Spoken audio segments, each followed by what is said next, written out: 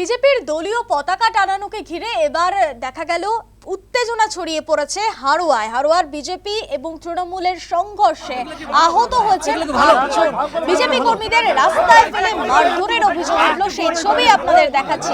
হারোয়ার ঘটনা, হারোয়ায় দলীয় পতাকা লাগানোকে ঘিরে ব্যাপক উত্তেজনা।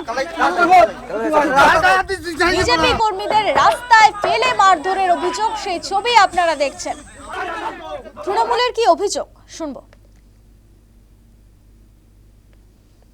আমাদের তৃণমূল কংগ্রেসের ছেলেরা তারা মিটিং করছিল, আচমকা বিজেপির কিছু ছেলে, ওখানে লোকালে কোনো সংগঠন নেই, দু চারজন ছেলে আর বাইরের থেকে কিছু বিজেপির দুষ্কৃতী যারা অ্যান্টি সোশ্যাল ওয়ান্টেড আসামি, তারা এলাকায় গিয়ে আচমকা আমাদের ভালো ভালো কর্মী যারা আমাদের পার্টির সম্পদ তাদেরকে আচমকা একেবারে মেরে শেষ করে দেবো, মেরে ফেলবো এরকম ভাষায় গিয়ে তাদেরকে মারধর করে।